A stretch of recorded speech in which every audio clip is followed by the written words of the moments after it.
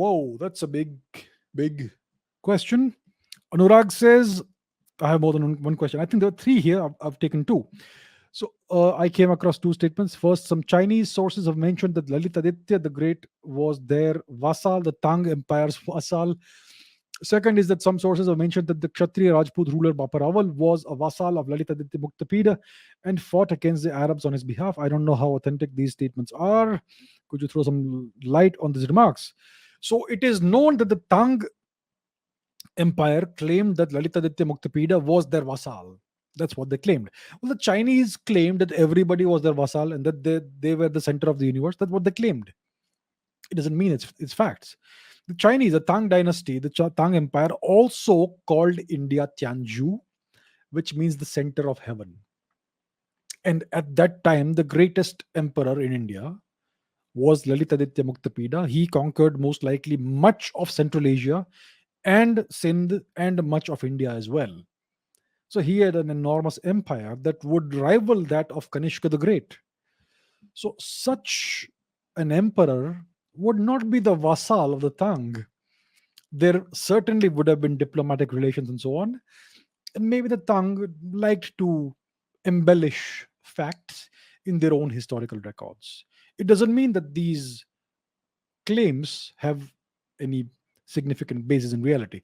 So the fact is that Lalitaditya was not anybody's vassal. He was a great emperor in his own right, and he had diplomatic relations with the Tang. So that's how it is. About Bappa Rawal, I am not quite sure. I haven't really studied the history of Bappa Rawal and his relationship with other kings and rulers. There is, in fact, a very significant paucity of information of literature about Bappa Rawal. So I am not quite sure about that. I know I don't have sufficient knowledge as of today about this. So maybe I can revisit this in the future. Okay, the next question is, during the period between the 3rd and the 6th century, there were three adjacent neighboring great powers: the Romans, the Sasanians, and the Guptas. Correct. While the Romans and the Sasanians were engaged in continuous large scale conflicts, contrary to it, there were no such problems between the Guptas and the Sasanians. Why is that? Please give me an answer. This is an interesting question. So let's understand who the Sasanians were. The Sasanians were our Persian cousins. So the Sasanian empire was located in Iran, and they had this long-standing conflict going on with the Western nations, whether it is whether it is Greece, or later on the Romans, because the Romans eventually conquered Greece, and therefore they came into conflict with the Persians. So during this period that you speak about, there was indeed this conflict between the Sasanians and the Romans. It was an ongoing conflict. It just went on and on.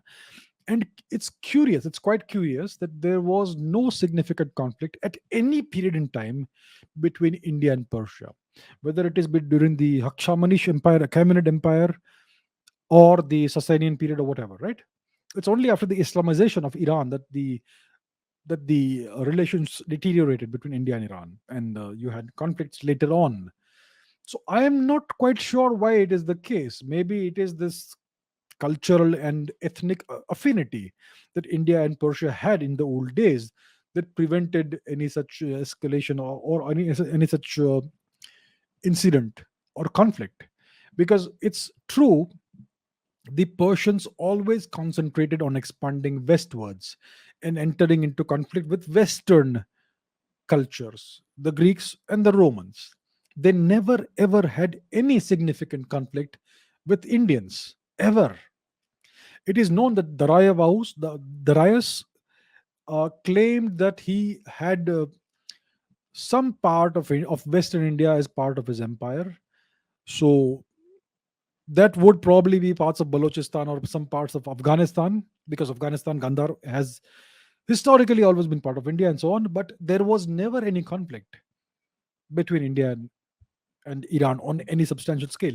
So I don't know why. I don't think any historian has even tried to answer that. The same way no historian tried to answer why Genghis Khan never tried to invade India. He decided not to invade India. So maybe that's something I should give some thought to and figure out why, before the Islamization of Persia, the Persians never tried to invade India or enter into any kind of conflict with India, because India was not always unified under a great empire. We had these imperial phases, the Mauryans, the Kushans, even the Scythians at some point in time, Indo-Scythians, and then you had the Mahakshatrapas and all, then you had the Guptas and so on and so forth. But there were times when India was not unified under a single empire, and even in those during those periods, the Persians did not attempt ever to invade India or enter into a conflict. So that's a curious fact, historical fact.